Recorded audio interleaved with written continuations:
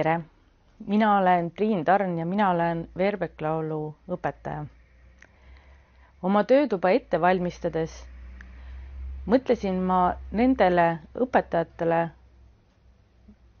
kasvatajatele, lapsevanematele, kes oma igapäevases töös võiksid kasutada häält, heli ja nendega mängida. Oluline on kasutada muusikat, musitseerimist, helisid, häält igapäevaelus sellisel viisil, et see oleks loomulik. Ja selle eelduseks on, et vanem või õpetaja peaks uskuma oma tegevuse vajalikkusesse. Kui vaadata tänasel päeval lapsi, siis võib märgata, et järjest enam on lapsed ennast müra eest kaitsnud kõrvaklappidega. Nad käivad ringi kõrvaklapid peas ja vahel isegi kuulavad muusikat öösiti, magades. Muusika kuulamine iseenesest ei ole halb, aga tänapäeva muusika, mida kuulatakse kõrvaklappidest, on tihtipeale kokku pakitud ja ebakvaliteetne. Sellele tuleks kindlasti tähelepanu pöörata. Teine asi on see, et kui laps igapäevaselt kuulab kogu aeg kas muusikat või ümbritsevat müra, ei kohtu ta kunagi vaikusega. Aga vaikus on kõige olulisem asi, et jõuda iseendani. Võtta aeg iseenda jaoks, kohtuda enda olemusega. Kuna meie intensiivsus on keeratud järjest rohkem väljapoole, siis on väga raske keskenduda, minna asjadega süvitsi ja lihtsalt teist inimest kuulata. Kohtuda selle tõelise kuulamisega. Informatsiooni antakse välja, kuid selle vastuvõtmine jääb aina pindmisemaks. Kui lisada siia juurde veel ajafaktor, siis meie kiire elutempo juures ei ole enam võimalikki süvitsi minna. Kaduma on läinud nii-öelda loomulik sisse-välja hingamise rütm. Hingamine toimub pinnapealselt ja kui elu muutub pingelisemaks, unustame me hingamise sootuks ära. Olete ilmselt märganud, et alateadlikult hoiate te mõnikord oma hinge kinni. Ja kui te seda märkate, siis te ohkate sügavalt. Tavaliselt on selle situatsiooni loonud pinge või ärevus. Mina kasutan oma töös Veerbeck laulu meetodit ja sinna juurde ka vaba improvisatsiooni. Veerbeck laulu meetod aitab endal üles ehitada instrumendi, millega häält teha ja vaba improvisatsioon võimaldab siis saada tagasisidet, kuidas ma oma häält kasutada suudan. Rääkisin raskustest kuulamisele ja vaikusele keskendumisel. Veerbeck laul võimaldab saada kogemust vaikusest ja helidest. Kasutan oma töös Veerbeck laulu ja vaba improvisatsiooni. Veerbeck laulu harjutused aitavad luua omaenda pilli või instrumenti ja vaba improvisatsioon võimaldab saada tagasisidet, kuidas ma oma häält kasutada suudan. Meetodi loojaks on Rootsis elanud lauljatar Valborg Veerbeck Svärdström. Ta kaotas oma hääle, kui ta oli vaid 20-aastane. Oma häält otsima hakates jõudis ta tagasi lapsepõlve, kus hääle tegemine on kõige loomulikum ja avatum. Nende otsingute tulemusena tekkis metoodika, mida ta edasi arendades kasutas hiljem ka teisi lauljaid aidates. Nii saigi sellest tema elutöö. Antud meetod põhineb eeldusel, et igal inimesel on lauluhääl. Lisaks aitab meetod avastada oma loomulikku potentsiaali ja oma hääle potentsiaali. Hääle vaba ja loov väljendus saavutatakse teadliku harjutamise kaudu. Nii kujuneb lihaskond, millest moodustub stabiilne hääleinstrument.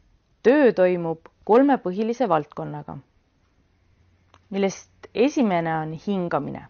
Hingamisharjutused ja õige hingamise asend annavad võimaluse kehal lõdvestuda ja soojendavad teda.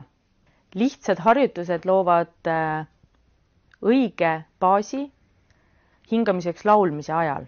Muutub kõla kvaliteet, suureneb hääle ulatus ja kaovad pinged, mis takistavad vaba õhuvoolu liikumist. Töötoas rääkisime me, et verbeklaulu harjutusi tehakse 3 etapis. Esimese etapina harjutatakse hingamist, õiget hingamist laulmise ajal. Selleks on asend, mis soodustab õhuvoolu liikumist ja võimaldab hingamise kaudu kehal lõdvestuda ja soojeneda. Teiseks etapiks on töö kõhulihastega. Kui me pöörame tähelepanu siia põiepealsele punktile, siis siin on meil palju lihaseid, mis võimaldavad õhuvoolu juhtida, nii et lauluhääle kõla muutub stabiilseks ja kauniks.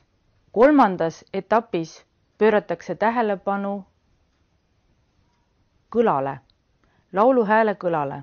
Siinkohal on oluline teha vahet kõnehäälel, mis asub siin kõripiirkonnas, ja lauluhäälel, mis tuleb siis tõsta kõripiirkonnast kõrgemale, et see ilusti kõlama läheks. Selle lauluhääle harjutamiseks ja kõla harjutamiseks on parimad NG harjutused. NG häälikut ei ole küll eesti keeles otseselt olemas, kuid seda saab kasutada häälimisel.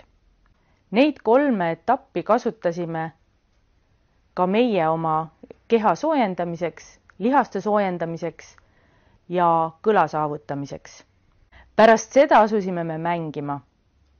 Töötoas kasutasime mängimiseks helisid. Helidega mängimine on lastele ja ka täiskasvanutele väga oluline, sest nii õpitakse suhtlema ka mitteverbaalselt. See tähendab ilma sõnadeta. Samuti õpetab helidega mängimine kasutama keha, liikudes ja samaaegselt häält tehes.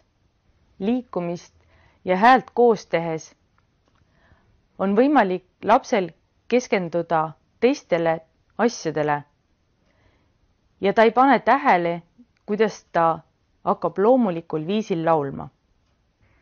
Lisaks sellele võimaldavad improvisatsiooniharjutused ja helidega mängimine arendada ka kuulamisoskust ja eneseväljendamise oskust.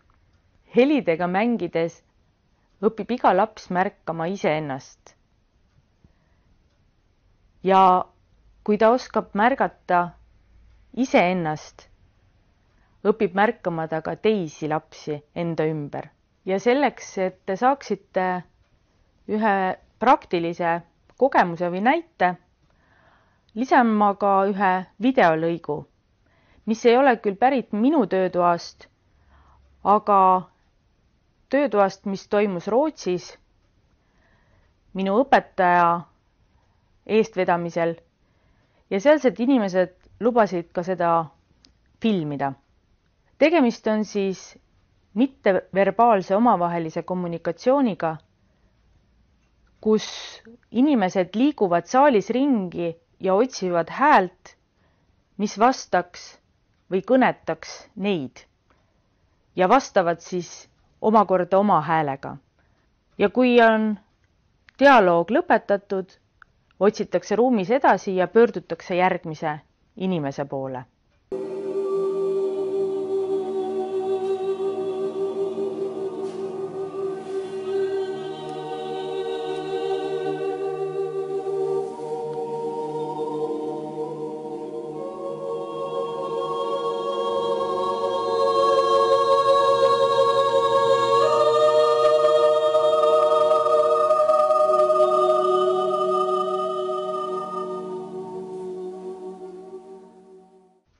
kui sul tekkis nüüd huvi Veerbeck-laulu, vaba improvisatsiooni ja minu töötubade suhtes, siis oled alati oodatud minu järgmistesse töötubadesse.